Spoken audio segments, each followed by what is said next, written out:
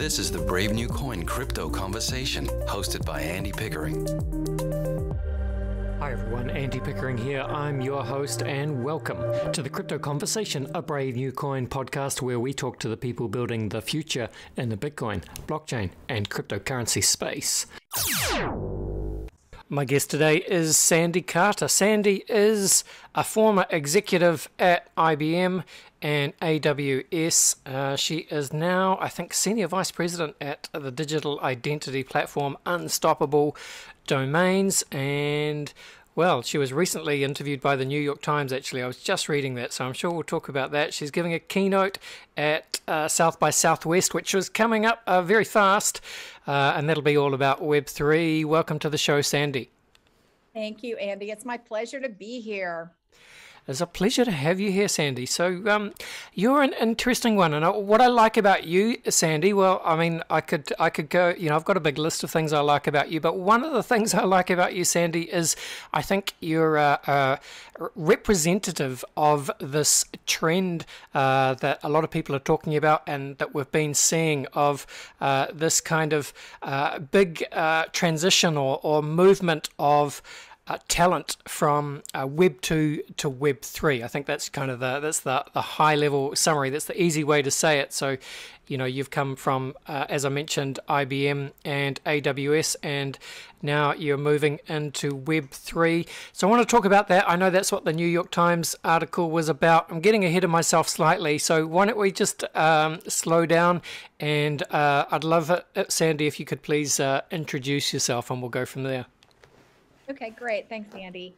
So I am currently the SVP at Unstoppable Domains. Our focus is around digital identity for Web3. And previous to that, as you said, I was with AWS, Amazon Web Services, and I ran our partner ecosystem for a big hunk of our business in public sector and regulated industries. And before that, Andy, you may not know, I was actually with my own startup, and then of course IBM before that. So I've kind of done the big company startup thing for a little while. I'm also a mom. I have 2 daughters, a great husband, and 2 dogs as well. I love it, Sandy. And you're boasting quite a cool avatar. I can see that you're using for our Zoom call today. And I know you just told me what NFT collection is that from? So this is from Fame Ladies. I collect a lot. I have Lazy Lion. I'm part of the Queens of Lazy Lion. But most of the art I collect is from a women-led or female-led project. So I've got Women Rise, I've got Fame Lady, I've got Crypto Tech, I've got Crypto Chicks, soon to have a Boss Beauty. So I love supporting female founders in the space. Yeah, that's right. And I know that you guys, or you yourself, you're working on a Web3 diversity initiative. That's kind of part of what you're talking about, right? That's right. In fact, on March 8th, on International Women's Day, we're going to kick off Unstoppable Women of Web3.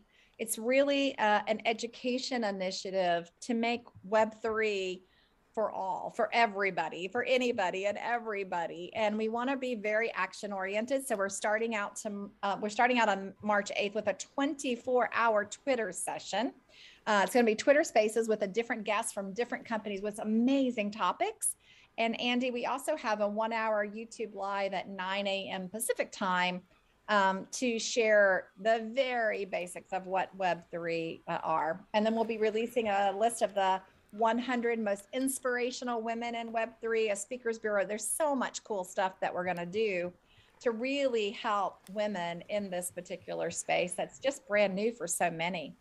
Well, that's right, Sandy. It is so new for so many. And yeah, that's interesting. I did, someone mentioned that to me yesterday, that it was International Women's Day on Tuesday, March 8th. And the funny thing about that, Sandy, is because I live in Auckland, New Zealand, I basically, down here in New Zealand, we live in the future. So it's already Tuesday, March 8th, International Women's Day in my part of the world. But the reason I mention that is if I'm clever and smart enough and I work hard enough, I reckon I could probably publish this podcast later today, my time, which means it'll be out, bang on time for International Women's Day around the world. So if that's the case, why don't you just give a shout out for any of the web addresses or Twitter addresses or anything like that where people can go to engage with some of that content you were talking about? Yeah, so there's a YouTube live that's available at 9 a.m. Pacific time, and that will be available for replay as well. So you can go and sign up for that. The website is Unstoppable Wow3, so Unstoppable WOW3.com. And all of the information's on that. The entire Twitter Space schedule, which is that 24-hour Twitter Space, as well as on March 8th, we'll also publish our 100 inspirational women of Web3 as well. So you should go check it out. There's lots of great information out there. Again, it's unstoppablewow3.com. Awesome. And yeah, I mean, it's been great to see people like, the first one that comes to mind for me is Reese Witherspoon, and and there are plenty more as well. It's cool to see, and obviously it's cool to see it happen with men as well, but just people that are, well, I mean, they're movie stars, they're celebrities, they're musicians, sports players, politicians even. There's a lot of people coming into the wonderful, diverse world of Web3 at the moment, right, Sandy? There are artists, musicians, gamers. I was just with Decentraland and the Sandbox. There are financial, like Cook Finance and Parcel, which is doing virtual real estate. There are some just amazingly innovative people entering this space each and every day. The numbers keep growing, and the impact also keeps growing as well. That's right. Now, Sandy, let's move back to, I said before that I thought you were quite representative of this trend of talent moving from, I guess, Web 2 or legacy tech, traditional, whatever you want to call it. And so I know that you wrote a LinkedIn post, I think, where you talked about how you were moving to unstoppable domains and leaving your position at Amazon Web Services. Talk to me about that, because I'm just reading kind of a quote from the New York Times article, but you talk about how it really seemed to strike a chord with maybe your audience, and a lot of people, expressed interest in doing something similar. Is that right? Yeah, I mean, it was amazing so I decided to leave. I loved Amazon Web Services. So there was absolutely nothing wrong with, the company I was at. It's just that I got the bug for Web3. I started, I started doing side projects with blockchain. I started looking at these NFT collections. And so it just really excited me. So as I was doing all these side projects, I got a call from a couple of Web3 companies, and Unstoppable Domains kind of topped the charts. And once I posted on LinkedIn that, hey, I'm leaving and I'm headed out to a Web3 company, I thought my hardest task was going to be recruiting. But I got over 1,500 applications when I posted on LinkedIn. We got another 900 from the New York Times article. So people are really interested in this space. They see it as a next evolution of the internet, which it is. And I think it really intrigues them, and they don't want to be left behind, especially if you're, always been in the forefront of technology like I have. You want to help shape it. You want to help, make it into what it can be around this new concept of ownership. Yeah, that's right. And I suppose, Sandy, you're probably someone like me who's been around for a little while. So if you've been, working in essentially tech for, 10, 20 years or so, you will have seen the rise of, social media, obviously Web 1, then Web 2, and social media and blogging, and the rise of Twitter and Facebook and even, Google Ads, and all that stuff was tremendously exciting at the time. It seems quite quaint looking back to kind of talk about the early days of Twitter and blogging now as we kind of move into the early days of Web 3. But is that, do you relate to that? Yes, I do. In fact, I was just telling some of my team the other day, I said, do you know that I was the first person on Twitter to use Twitter to communicate about my mega event. We had an event with about 50,000 people, and I was the first person who put like a Twitter handle on the bottom of my slides. I had the whole audience doing tweets, and people are like, really? Like, we've done that forever. But way back when, in the olden days, that didn't occur. And so, yeah, it's like bringing in a whole new era and trying to figure out what's happening, just like we did with artificial intelligence. You know, we've been using artificial intelligence now to help us in healthcare and predictions of, when something's going to go bad, so many different things. And, we help to start that and grow that. And I want to be part of the Web3 movement, especially around digital identity, because Andy, to me, digital identity is one of the most crucial elements that Web3 really stands for. Today, if you think about your identity, you log in to Google, you log into Facebook, you log into Twitter, and each time you log in, you use a different set of identities, right? So you could be like, the highest level on Twitter and have a premium status, but then when you log into Facebook, maybe not so much. It changes, and the entity that gets value from all that data they're collecting is the company. So fast forward to Web3, and Web3, your identity travels with you. It's your wallet, it's your healthcare data, it's your education records. So in the future, that digital identity becomes much more important than it is today. It's used in all sorts of apps that we can't even imagine now because we haven't even thought of all of them. So I think it's really important that this ownership rights puts the power back in the hands of the members and not in the hands of governments or corporations. Absolutely, Sandy, fantastic stuff. So let's talk a little bit more about that then in the context of unstoppable domains. And so if I'm reading from the website, you say that Unstoppable Domains is on a mission to return the power of the internet to people, and to accomplish this, we are creating NFT domains that put you back in control of your data. And this is where it starts to get good, Sandy. I love the language here. It's a really nice phrase when you say, these aren't just traditional domains, these are domains with superpowers. So what does that mean? Yeah, so a domain with superpower is about, the way that you use the domain. People imagine a domain kind of like they did in the Web 2 world, right? But in Web3, the domain has this superpower, and that means it's user owned and user controlled. So there's no renewal fees. Today, if I buy IBM.com, I have to renew it, right? There's no renewal fees. It's decentralized. So it's created on the blockchain. And why that matters is that any third party now can read that database and resolve that domain name without our permission. So it's a platform that others can build tools and applications on without being shut out of the future. So you've heard of people wanting to be part of the Apple Store, wanting to be part of Facebook or other companies, and they get blocked out. But with this domain with a superpower, anybody can read it, anybody can build tools on it, anybody can build an application on it. It puts that power back in the hands of the member or the person versus the company. It's very special.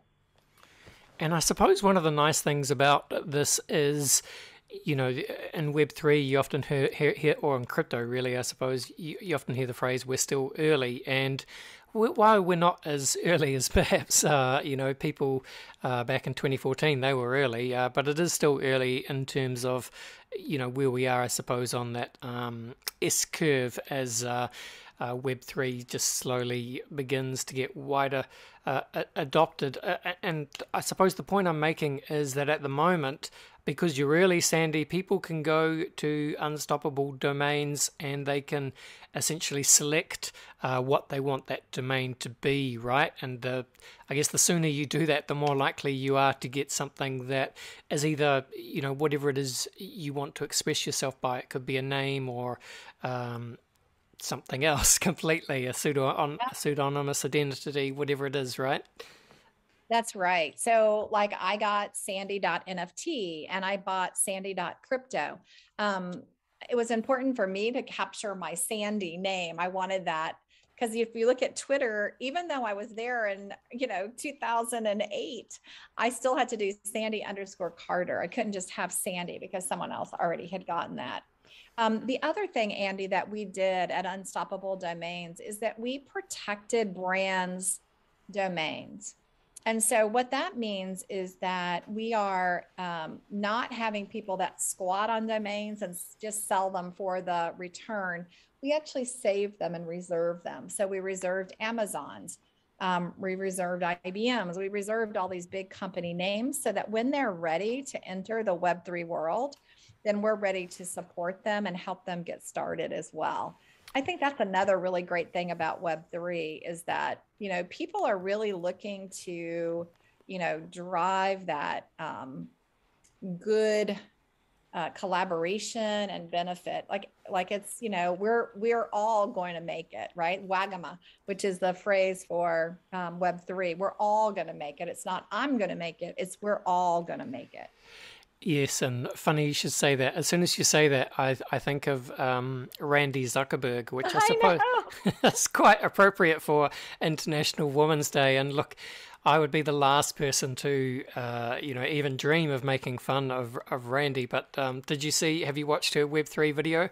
I did. Yes, I did. And I actually just had a chance to talk to her and her partner today. They're starting, this new group called Hug, which is supporting women and accelerators. And I thought it was pretty cool. I mean, it's very catchy. I couldn't get that song out of my head like forever, Exactly right. It's a lot of fun. And it's just as we were sort of talking about before, it's just amazing who kind of pops up in this world, whether it's Reese Witherspoon or, Mark Zuckerberg's sister, Randy. It's like amazing who is getting into NFTs and Web3 at the moment.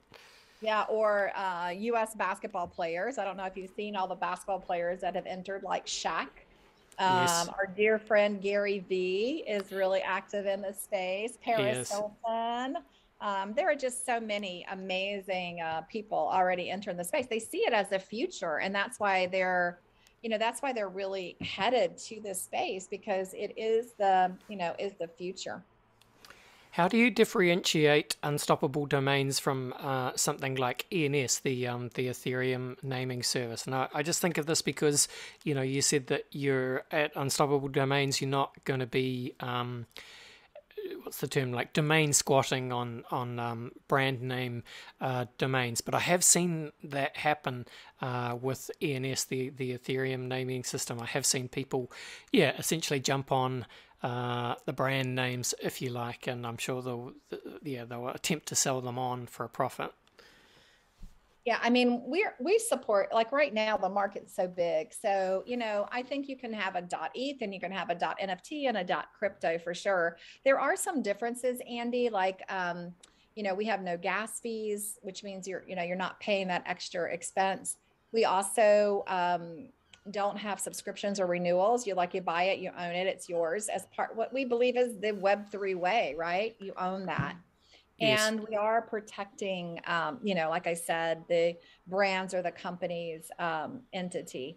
And we believe that that's, for us, that is what we believe the Web3 is all about. And, Web3 is creating a gazillion opportunities. So there's lots of room for multiple players in the space.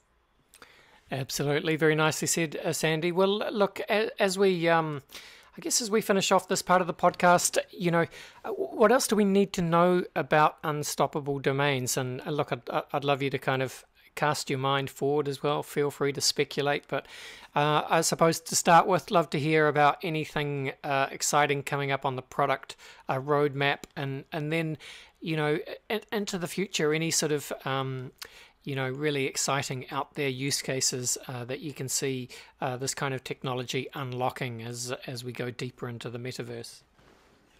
Oh yeah, well, the future is quite interesting, and I would say there are lots of use cases out there. And in fact, I would say, for anybody listening, this blockchain, crypto, NFT, DeFi, metaverse stuff is real for sure. And it may well disrupt your company or your market. as you're moving forward, and it's creating that gazillion of opportunities. So if you think about some use cases, right?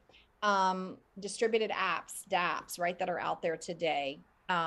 Digital identity integrated into a dApp gives you the ability to check for proof of humanity, enables you to link your wallet to your email, not have to type in an unhuman character if you would. It can help you in the metaverse and the game. You know, we have many companies out there today who are doing virtual merchandise like Nike, and you can actually use that same digital identity to log into the metaverse or a game or a financial application, which to me is pretty amazing, right? That you can use your same ID in the metaverse, in a game, with a DeFi app. It's just kind of, it's mind blowing, but it is, you know, it is the future, for example. I also see, you know, ways that you could use rewards for your best customers.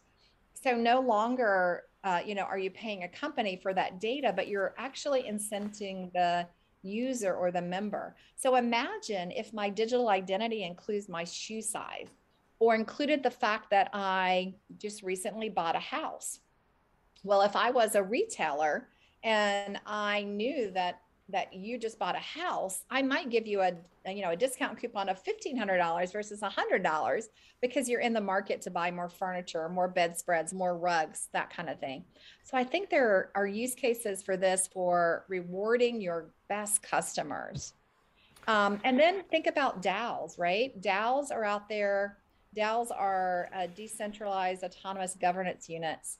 They're doing votes and fractional ownership. So imagine, you know, being able to enforce a DAO is one person, one vote. You can do that with digital identity because you've got that proof of humanity checker. So there are just so many use cases. I could take up the rest of your time on your podcast, Andy, doing some of these amazing use cases that are out there already today, and the future has even more that we haven't even imagined. Yeah, fantastic, Sandy. And how do you think about privacy? Because I was just thinking, I was just reading the, it's by Eric Hughes, a cypherpunks manifesto written in the 90s, you know, kind of famous text. I'll read you some. You know, he begins by saying, privacy is necessary for an open society in the electronic age. Privacy is not secrecy. A private matter is something one doesn't want the whole world to know, but a secret matter is something one doesn't want anybody to know. And privacy is the power to selectively reveal oneself to the world. And then just skipping forward, he says, we cannot expect governments, corporations, or other large organizations to grant us privacy out of their beneficence. It is to their advantage to speak of us, and we should expect that they will. To try to prevent their speech is to fight against the realities of information. Information does not just want to be free, it longs to be free. We must defend our privacy if we expect to have any. We must come together and create systems which allow anonymous transactions to take place. We are the cypherpunks. We are dedicated to building anonymous systems. Cypherpunks write code. You know, you would have heard some of this stuff before, but it's just a wonderfully evocative stuff, and so compelling and necessary to today's age, Sandy. I agree. And, you know, the thing that I love about this model is that if you think about the security of this, Andy, because you own your own identity, then that means that you decide who to share it with. It's not someone else deciding who to share it with. So part of what you just read was kind of a manifesto that says, hey, I don't want everybody knowing my information or my, you know, stuff about me. I want to control who knows what about me. I don't want everybody to know my birthday or how much I weigh or, you know, whatever it is. I want to control that. And that's exactly what Web3 digital identity does, is it puts that power back in your hands. You decide when you give something. You decide if you want to swap that information for a reward, for example. It's not somebody else deciding. Now, that being said, I would be remiss if I didn't say that we are super early, and you did mention that early on. So there, you know, the technology can be super expensive. I like to say that we're in the dial-up phase of Web3. So we're still early on, and we've got to work out like, so if I'm owning my data, that means that I have to protect my data, right? That means a corporation's not going to do that for me. It's not going to be protected in the cloud. I'm going to protect my data. And so if you think about it, that UX, or that ease of use of you as a consumer, being able to protect your data is really important. And it's something that we have to work through as we move forward with Web3, because we don't want to sacrifice private, to get privacy to then have more security breaches. It's a trade-off that we have to be very careful with. And so, that's why I love some of our partners like Ledger, for example, and how we're working through in some of those spaces, that I think is really important. Absolutely. Wonderfully said again, Sandy. I think that feels like a nice place to go to a very quick break, and then we'll come back. We'll finish off. We'll have some fun. We'll do the very famous crypto conversation hot take round. For crypto indices and benchmarking, Brave New Coin's powerful indexing engine can calculate high-frequency intraday and end-of-day indices for a wide range of index products. Brave New Coin's custom indices team delivers experienced consultancy, premium data, and trusted calculation. Contact BNC today to find out more. All right, we're back, and I'm with Sandy Carter. She is a Senior Vice President at the digital identity platform Unstoppable Domains. Sandy, it's been fun talking to you today. What I like to do to finish each podcast is a quick fire round of crypto conversation hot takes. Are you up for it? Yes, let's do it. All right, just want, quick snappy answers, hot take style, Sandy. You know how we do this. Let's go. Question one is, Sandy, where would you say that you sit on the Bitcoin maximalist to multi-coin opportunist spectrum? Bitcoin maximist. Fair enough, Sandy. All right, well, what would you say is your firmest conviction, crypto opinion? My firmest conviction is that it is going to happen. It is real and it's going to happen. I get asked this question all the time by people. Is it real? Yes, it's real. Okay, and well, on that note, Sandy, what is real? What is this? Web3 in one sentence. Web3 is about ownership and membership. I love it. That's a good one. I'm going to use that. Sandy, Bill Gates famously said that we tend to overestimate what we can accomplish in 2 years and underestimate what we can accomplish in 10. So, yeah, big question. But, Web3, what does it look like in 10 years' time?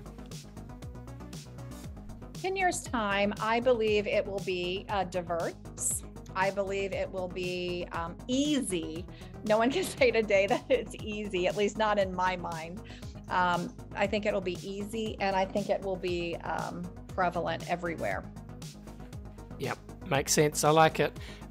Flip side to that, Sandy, is William Gibson, who famously said that the future is already here. It's just not evenly distributed. So with that in mind, can you think of an example of the future being here right now, but most people just aren't really aware of it? Well, I mean, one of the things to me is that, the number of women who are starting Web3 companies, it's only 5%. And so I think the future is here, but I don't think we have enough female founders and diverse founders that are going to shape the next generation of Web3. That's right. So if you're a woman listening to this and you're listening to it on International Women's Day, join the movement. That's right. Web3 for all, for sure. Let's finish this off, Sandy. The final question is, 2 questions to go. Okay. Before we do that, let's get slightly weird. Time to zoom out. Sandy, what do you see as the long-term future for the human race? Do you see a dystopia or utopia? Long-term. Well, I guess I'm always an optimist, so I'm hoping for peace in today's world. And I think that if we can all shoot for peace, that we could have a utopia. It would be nice. All right, let's finish this off. Nice. Yep. Sandy, what is your favorite science fiction book, film, TV show, or universe? Ooh, I would have to say it is. I love Star Trek. I love all the movies, all the shows, even the old shows and the new ones. I love it because it's really helped us to imagine the part of the future that we're in today. So I love the way that the innovation sparks the creativity. It was really funny, Andy. The other day I was watching it, and one of the engineers said, I'm going to put that on the blockchain. So I was like, wow, even way back then they had thought about the blockchain. Oh, that's funny. Nice. Yeah. And well, Star Trek's a great answer. And, Star Trek was just superb at, depicting a sort of a possible future with shades of utopia, but through the creative use of technology. Yeah, that's right. All right. Thank you for coming on, Sandy. This has been great. Nothing else to do except hand the metaphorical microphone back to your good self. Please tell the people where they can go to find you on Twitter and where they should go if they want to get an unstoppable domain. Yeah, so you can follow me on Twitter at Sandy_Carter. And I'm very active on Twitter, so I'd love to have you there. But I'm also on Instagram and LinkedIn as well under Sandy Carter. And for Unstoppable Domains, our website is the best place to go. It's unstoppabledomains.com. You can log in there to get a domain. But if we're celebrating International Women's Day, if you attend one of the Twitter spaces or you attend our YouTube Live, then you can also get a $50 coupon to get a free Unstoppable domain. That's offered on International Women's Day, which is March 8th. Awesome. Well, that's a great offer. So anyone who has made it to the end of the show, you've done well, and I would suggest taking advantage of that offer. Thank you, Sandy. Thanks for coming on. All the best, and bye for now. All the best for International Women's Day. Thank you. Woohoo! All right, there you go. That was Sandy, live and direct. And that was pure coincidence that somehow we had booked this podcast for International Women's Day, which is live right now here in New Zealand. And by the time you listen to this, everywhere else in the world. So, yeah, like it when that happens. Thanks for listening, team. Don't forget to subscribe to the Crypto Conversation in whatever podcast app you using, but for now that is today's show. We're out of here. We'll see you real soon. This was the Crypto Conversation for a brave new coin. See ya.